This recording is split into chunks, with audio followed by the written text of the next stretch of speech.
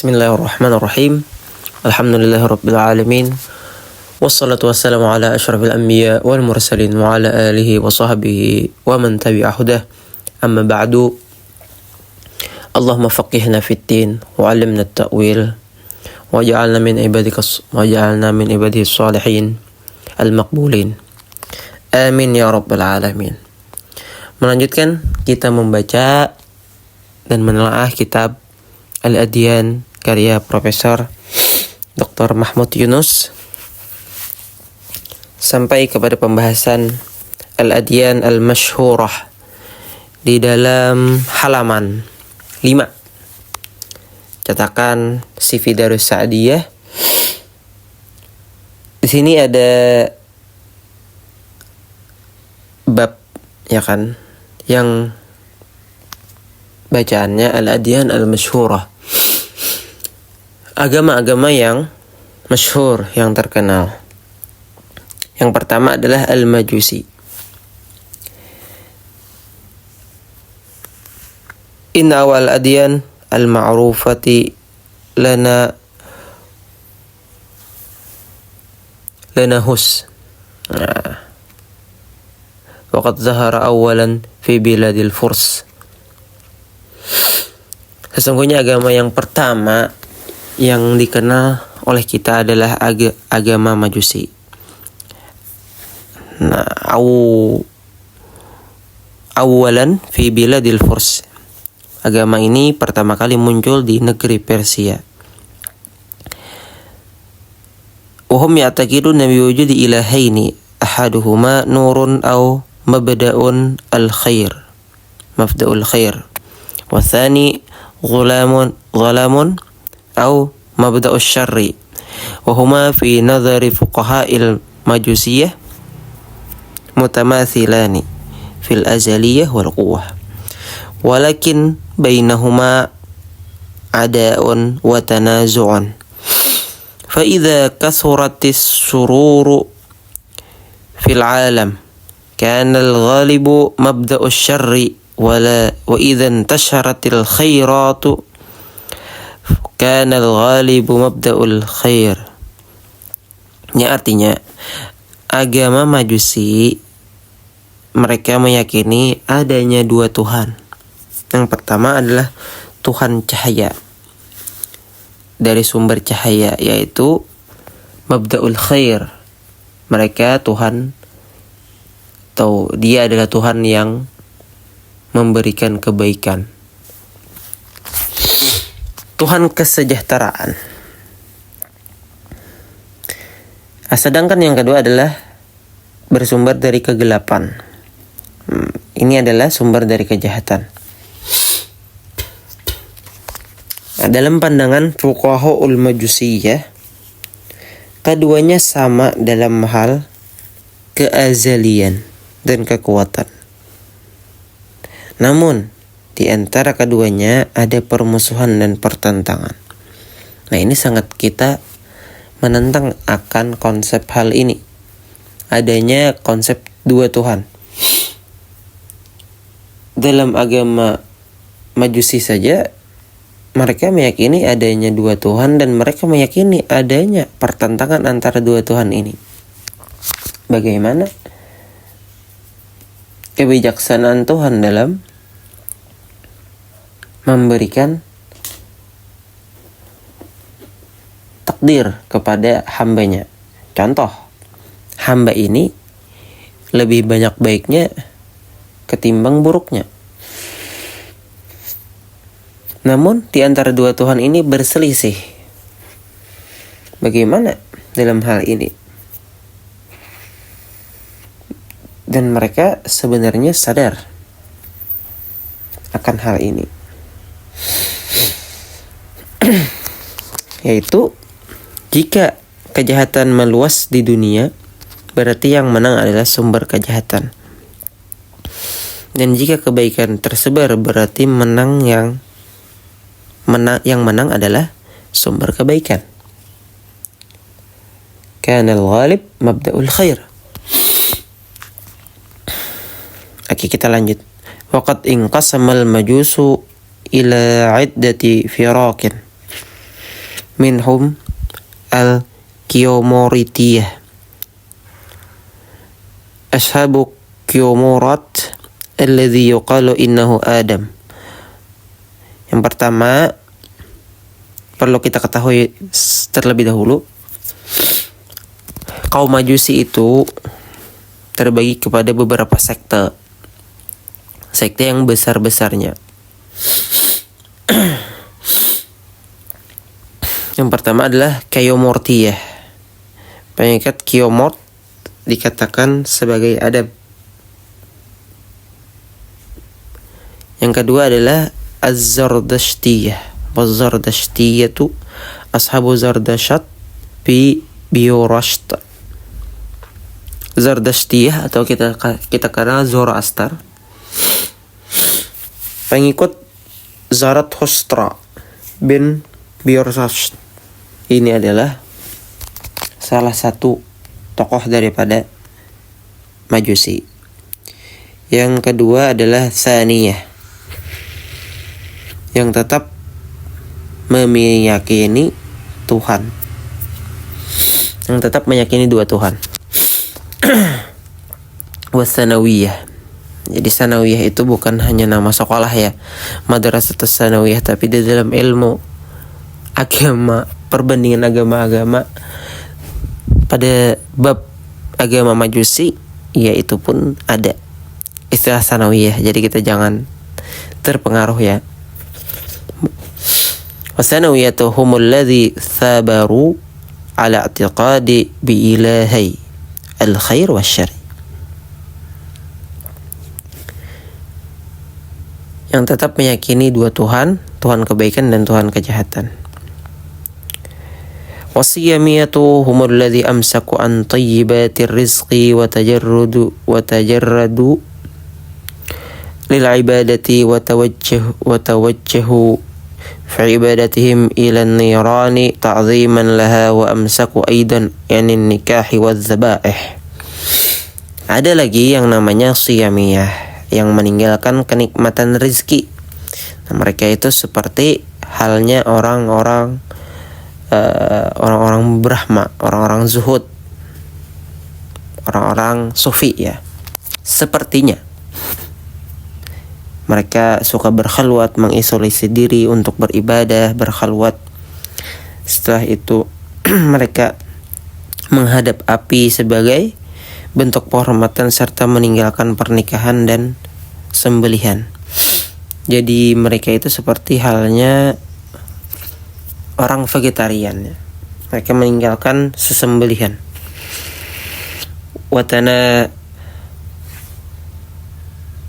Watanasukhiyah humul ladzi qalu bitanasukhil arwah fil ajsadi wal intiqali min syakhsin ila syakhsin akhar. وما يتلقى من الراحة والتعب والسعادة والشقاوة فمرتب على ما أسفله من قبل وهو في بدن آخر جزءا على ذلك والإنسان أبدا في أحد أمرين إما في فعل وإما في جزء وما هو فيه فإما مكافأة على عمل قدمه وإما عمل ينتظر المكافأة عليه والجنة والنار في هذه الأبدان. Yang terakhir itu tanasukhiyah ya kan. Nah itu mereka yang berkeyakinan bahwa roh berpindah dari jasad manusia dari satu orang ke orang lain. Artinya mereka meyakini adanya reinkarnasi.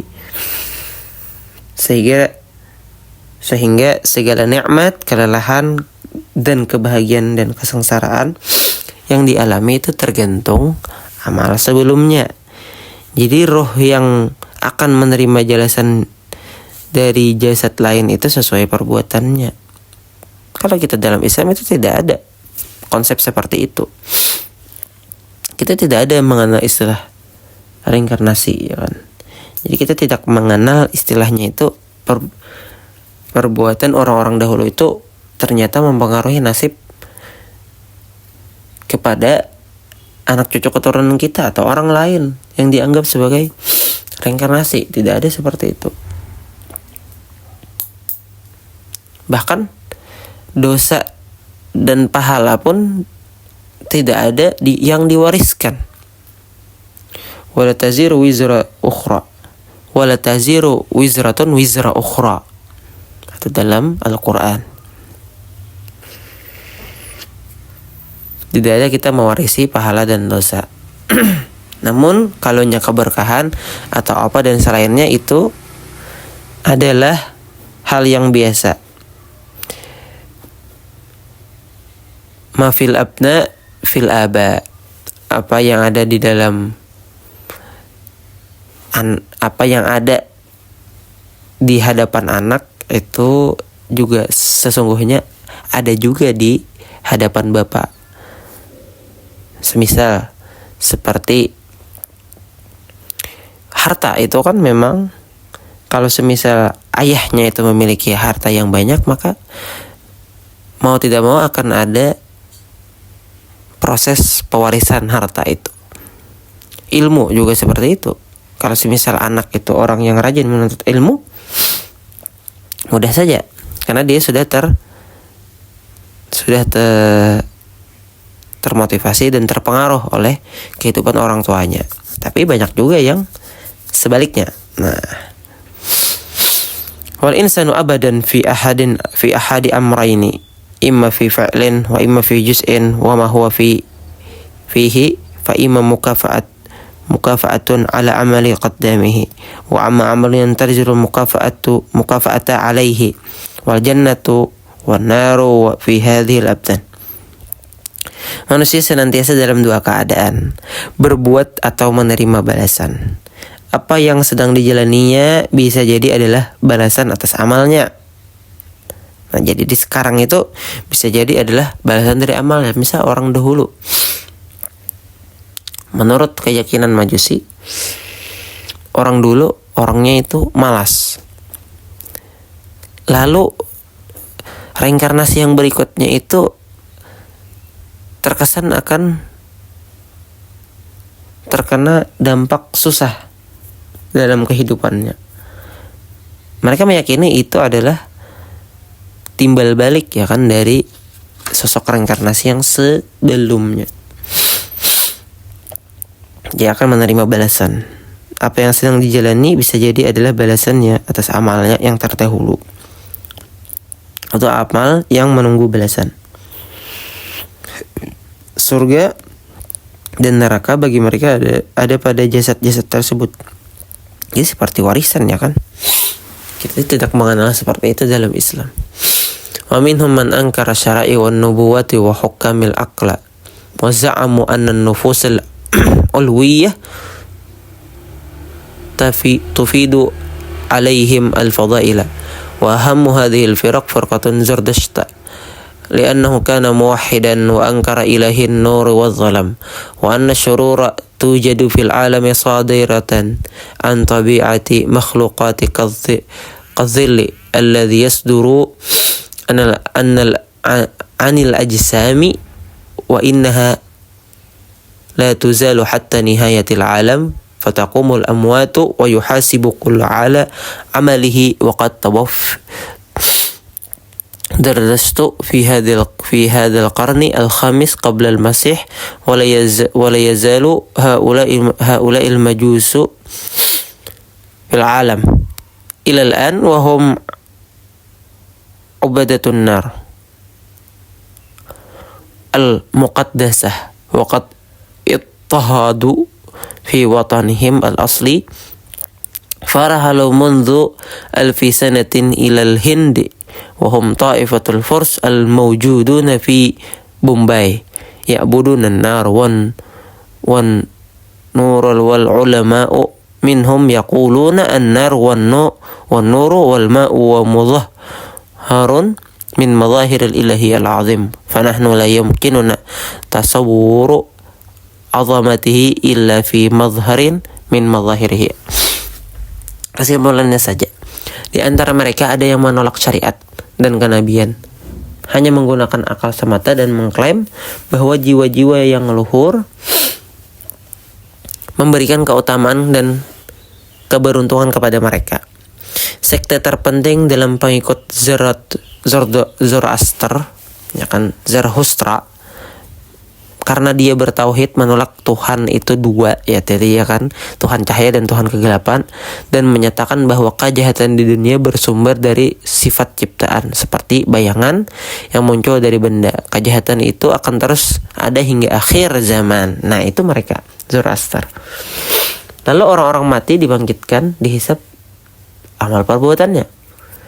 Zarathustra wafat pada abad ke-5 sebelum Masehi. Hingga sekarang kaum Majusi masih ada di dunia. Zoroaster ya memang masih ada. Mereka menyembah api suci, An-Narul Muqaddasah. An-Nar al-Muqaddas. Karena ditindas di tanah asal mereka, mereka hijrah ke India 1000 tahun lalu. Mereka kini menjadi komunitas Persia di Mumbai ya kan, di Mumbai, yang menyembah api dan cahaya. Para ulama mereka, ya kan, cendekiawan Zoroaster menyatakan bahwa api, cahaya, dan air adalah manifestasi Tuhan yang Maha Agung, sehingga mereka tidak dapat membayangkan kebesarannya kecuali melalui manifestasinya. Wa qad qama minhum al-ufdhadu al-mujahiduna khaddamu al-mas'alat al-hindiyah fil hindi wa fi Eropa wa minhum mudamun kama asyahiratu allati jahadat fi sabili biladiha fi Amerika wa Eropa wa anfaqat sarwataha fi qadiyati al-hindi wa aishatan az-zuhdi wa tanaqqush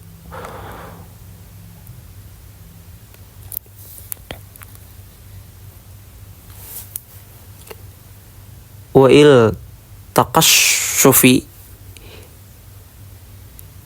taqashshufi fi London wa Paris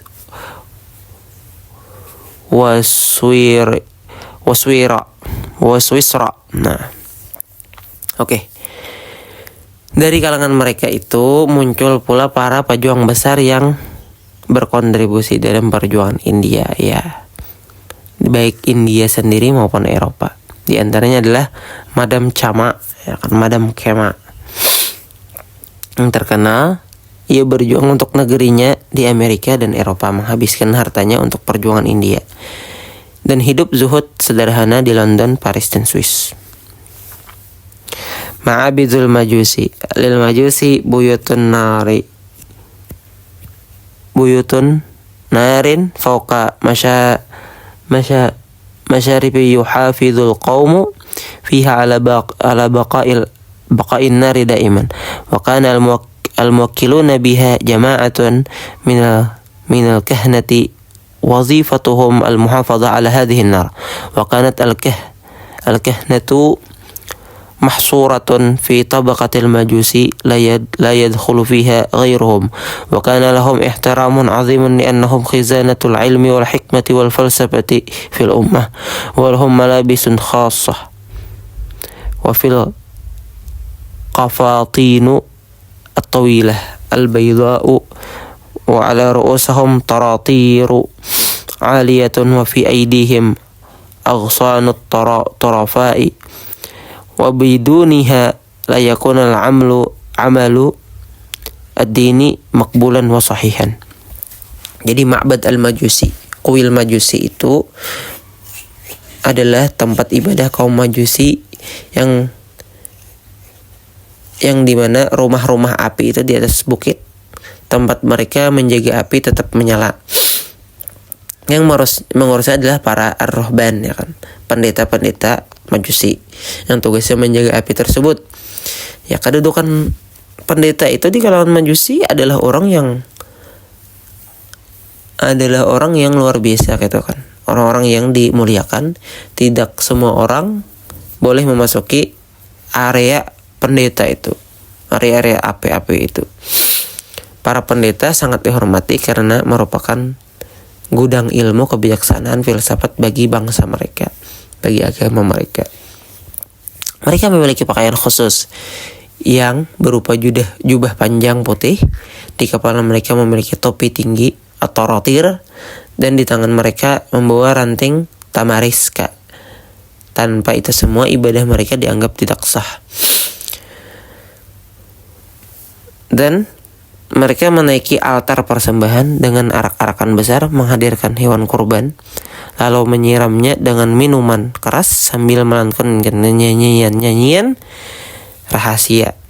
Korban utama mereka adalah kuda, namun mereka juga mempersembahkan sapi, kambing, dan domba. Pendeta akan menyembelihnya, memotong dagingnya, dan meletakkan di atas tungku api, bukan di dalamnya, karena menyentuh api suci dianggap menajiskannya.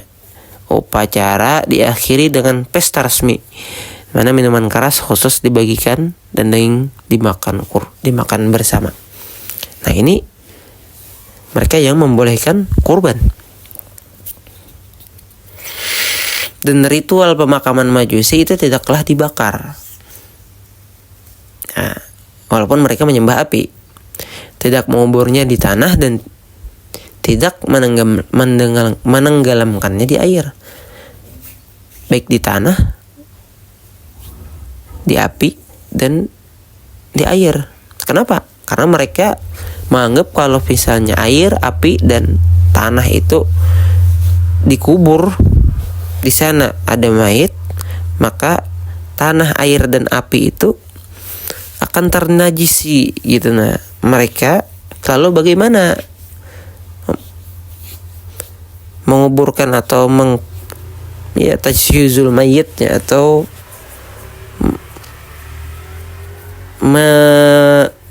memberikan pelayanan kepada orang-orang mati di antara mereka. Ya, mereka adalah melumuri dengan lilin.